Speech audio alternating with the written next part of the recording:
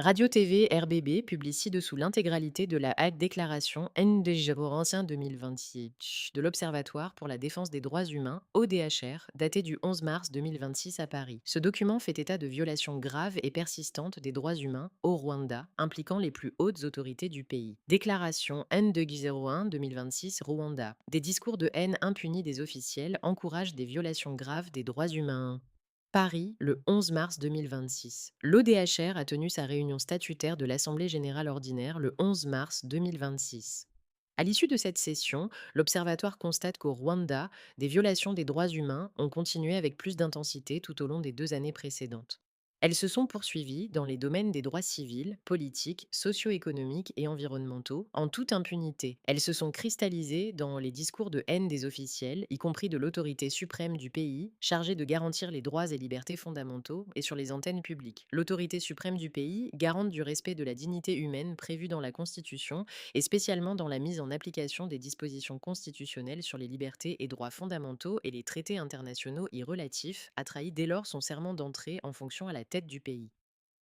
En vertu de l'issuing article 20 du Pacte international relatif aux droits civils et politiques, pareils discours d'incitation à la haine nationale, raciale ou religieuse sont strictement interdits. Il est dommage que ces discours huilés aient été prononcés par les plus hautes autorités civiles et militaires du pays dans un contexte social et politique précis de stigmatisation, en utilisant les médias publics et privés dans l'objectif en filigrane de dresser certaines communautés ethniques contre d'autres. Dans de tels discours, le président Paul Kagame a menacé, fait arrêter arbitrairement des opposants politiques ou des membres de la société civile qui voulaient participer à la vie démocratique du pays, simplement pour avoir exercé leur droit d'opinion ou d'expression, en prétextant notamment les actes de divisionnisme ou d'atteinte à la sécurité ou à l'ordre public.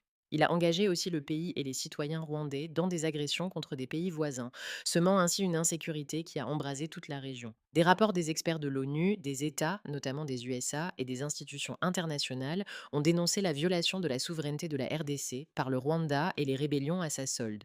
Ils ont enquêté et constaté les violations graves des droits humains par la rébellion et les militaires rwandais sur le territoire congolais. Par la résolution 273-2025 du Conseil de sécurité des Nations Unies, l'ONU a en vain demandé de respecter la souveraineté de la RDC, de cesser tout soutien aux rébellions et de retirer ses militaires. Le gouvernement rwandais a reconnu, par la signature des accords de Washington le 4 décembre 2025, son implication dans le conflit congolais et par ce fait les crimes commis sur le terrain. L'ODHR estime que justice devrait suivre. Les autorités ayant l'unité et la réconciliation dans leurs attributions ont emboîté le pas du guide suprême et au lieu de restaurer l'unité et de réconcilier les Rwandais, elles les ont plus profondément divisés. Monsieur Bizimana, Jean Damascène.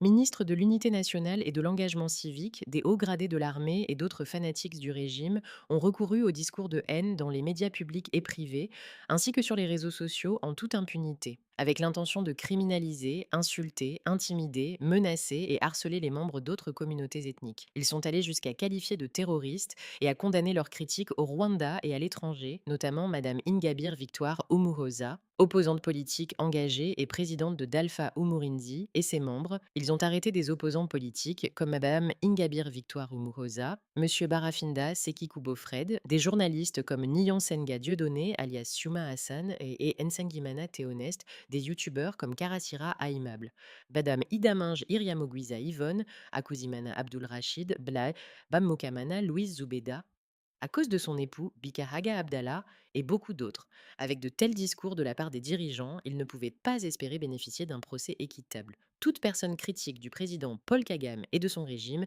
est qualifiée de terroriste. C'est dans ce cadre que le régime a dressé et publié une e-list comprenant des personnes vivant à l'étranger, parmi lesquelles celles qui exercent simplement leur liberté d'opinion, qui dénoncent sa dictature, les injustices, les discriminations ethniques et les discours de haine liés à son régime.